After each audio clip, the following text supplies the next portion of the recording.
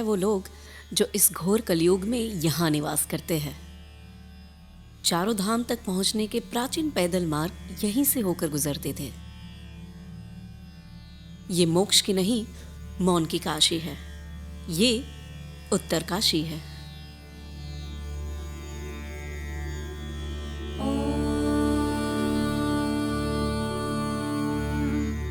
नमः शिवाय।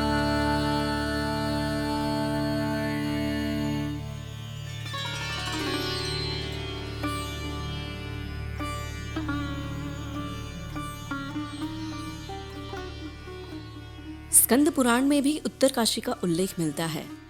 कहते हैं यह उत्तरकाशी भी प्राणियों को मुक्ति देने वाली नगरी मानी गई है।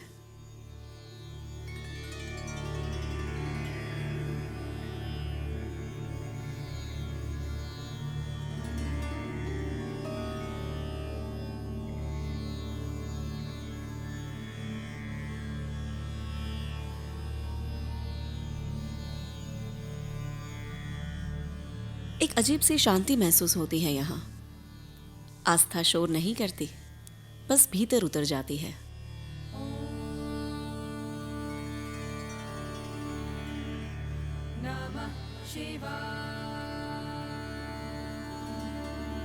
यहाँ दर्शन करते वक्त मन के कई सवाल अपने आप शांत हो गए थे, पर पंडित जी को देखकर लगा क्यों ना उन्हीं से पूछा जाए, बनारस की काशी और उत्तराखंड की इस उत्तरकाशी में आखिर क्या अंतर है। हमारे सनातन धर्म में 4 युग बताए गए, सतयुग, त्रेता, द्वापर और कलयुग। 3 युग में भगवान शंकर उस काशी में, ये जो पूर्व की जो काशी है जिसे हम बनारस काशी कहते हैं, वाराणसी कहते हैं। वाराणसी क्यों पड़ा उसका नाम? काशी और वरुणा के बीच में जो स्थान आता है और गंगा जी हो तब वो काशी बनता है। और हमने हरिद्वार को काशी क्यों नहीं माना, ऋषिकेश को काशी क्यों नहीं माना, अन्य क्षेत्रों को काशी क्यों नहीं माना? जहाँ काशी और वरुणा हो और वर्णावत पर्वत हो और माँ गंगा जी उत्तर वाहिनी, जहाँ माँ गंगा उत्तर वाहिनी हो, वो काशी का चित्र बन जाता है। तो 3 युगों में भगवान शंकर उस काशी में विराजमान रहते हैं। और जब जब अत्याचार पापाचार हो जाता है, भगवान उस काशी को त्याग करके इस हिमवद मतलब जो हिम जहाँ बर्फ का जो हिमालय का जो क्षेत्र है, जो सदा से भगवान शंकर का जो निवास स्थान है, इस स्थान पर आ जाते हैं अपनी पूरी शक्ति के साथ में। जब माँ गंगा गंगोत्री से प्रकट होती है तो गंगोत्री को काशी क्यों नहीं कहा गया? अशी वरुणायोर मध्य, जहाँ अशी गंगा हो, वरुणा नदी हो, माँ गंगा उत्तर वाहिनी हो। ये माँ गंगा जी यहाँ पे मन करने का घाट पे जाएंगे, वहाँ से माँ गंगा जी उत्तर वाहिनी हो जाती है, इसलिए उत्तर के काशी बन जाती है। और ये जो सामने जो ये वरुणावत पर्वत, जहाँ वरुणावत पर्वत हो, वरुणा नदी हो, अशी गंगा हो, माँ गंगा जी उत्तर वाहिनी हो, भगवान शंकर का निवास हो, वो काशी बनता है। और काश्याम भुक्तिम च मुक्ति ददासी नित्यम, भुक्ति कहते हैं ऐश्वर्य को देने वाली। अपुत्रम, जिसके घर में पुत्र ने वो पुत्र को देने वाली होती है, जिसके घर में निर्धन वो लक्ष्मीवान हो जाता है, जो रोग है वो रोग से मुक्ति हो जाता है। यम यम चिंतयते कामम, जो जिसकी मनोकामना मेरे भोले बाबा परिपूर्ण करते हैं।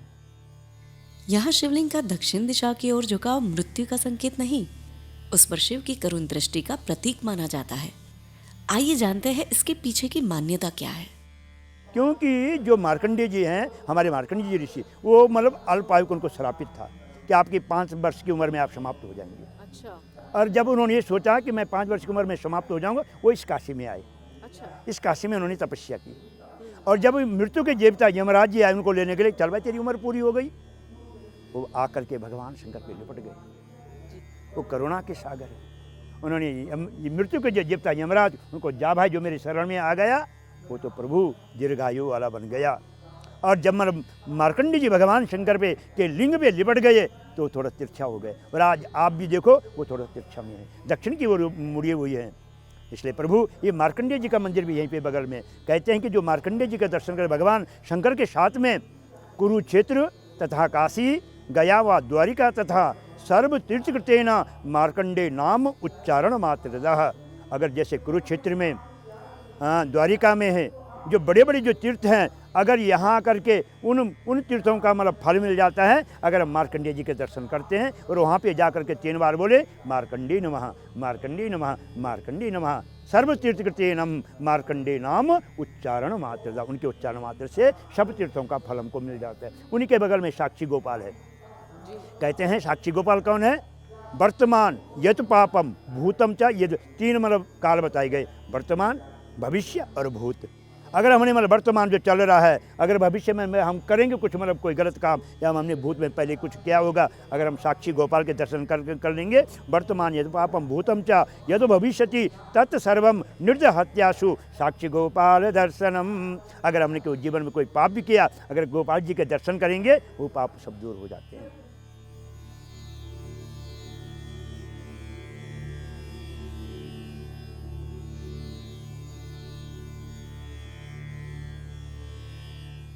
क्या आप जानते हैं उत्तरकाशी को सौम्य काशी भी कहा जाता है? इसके पीछे भी कहानी है। क्योंकि जब भगवान जमदग्नि ऋषि जी, उनकी पत्नी थी रेणुका, उनके वो ऋषि थे, और उनके जो मतलब साधु मतलब जो उनके जो मतलब पत्नी के जो दूसरे मतलब पत्नी के जो मतलब बहनें, उनके जो पति, उनका नाम था सहस्त्रभाव। वो राजा क्षत्रिय थे और जमदग्नि ब्राह्मण थे। एक बार जमदग्नि ने सहस्त्रभाव का अपने घर पे बुलाया, जबकि वो ऋषि मतलब कंदराव में रहते थे, पर ऐसा वैभव था कि राजा को उतना वैभव नहीं मिला। वहाँ खाना पीना उनके मतलब 1000 मतलब अपने सैनिकों के साथ जब गए जमदग्नि जी के आश्रम पे, उनको कोई कमी नहीं रही। उनका क्या कारण है? ये तो प्रभु, ये तो मतलब ऋषि होने पर भी, मेरा राजा का मतलब इतना मतलब बड़ा वैभव होने पर भी इतना बड़ा वैभव नहीं जितना जमदग्नि ऋषि का है। उनके मन में एक डाह गए। परशुराम जी चले गए यात्रा के लिए, और वो गए और उन्होंने जमदग्नि जी की हत्या कर दी। और वहाँ कौन थी? एक गाय थी, कामधेनु गाय, जो स्वर्गलोक की गाय थी। वो उनकी मतलब वो क्यों, जहाँ की गौ की सेवा होती, गौ सब कुछ देने वाली है, गौधन गजधन बाजधन। गौ की जहाँ सेवा होती, उसमें 33 कोटि देवता है। आपने देखा होगा किसी के मलमूत्र क्या काम आता है? क्या केवल एक गाय माँ है जिसका मल भी और मूत्र भी काम आता है। उसमें सब देवताओं का वास है। मूत्र को मतलब कहा गया गौमूत्र को, उसमें समस्त नदियों का वास है। गोबर है, इसमें समस्त जो जितने भी पहाड़ है, हमारे विंध्याचल है, हिमालय, जितने भी अन्य पहाड़ है, वो उनमें उनका वास है प्रभु।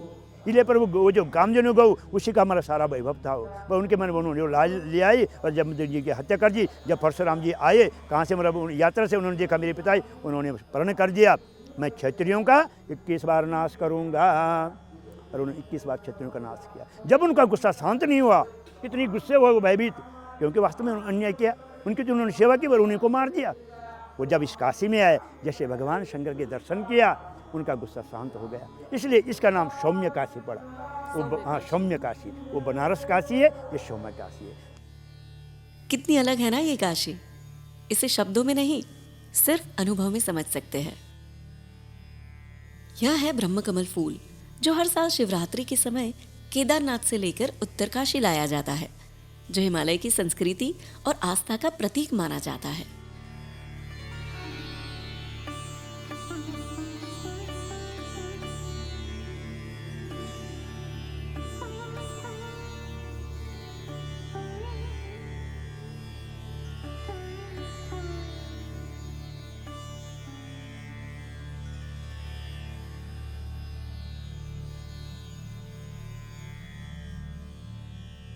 काशी विश्वनाथ के दर्शन किए और गंगा मैया की आरती के दर्शन नहीं किए तो अधूरा सा लगता है, क्योंकि माँ गंगा शिव जी की जटाओं में बैठी हुई है।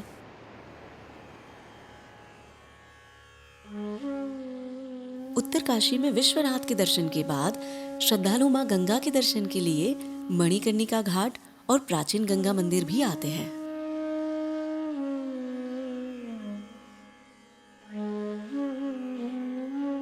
आपके मन में भी सवाल आया होगा कि इसको मणिकर्णिका घाट क्यों बोलते हैं?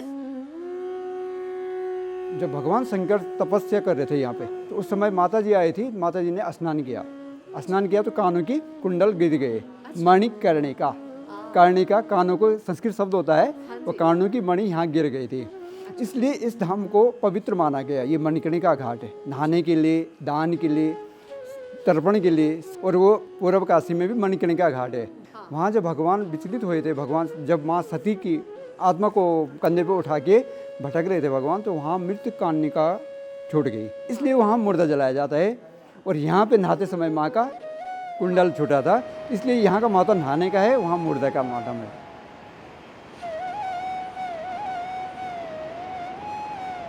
शाम ढलते ही एक जीवित चित्र जैसा दिखाई देता है उत्तरकाशी।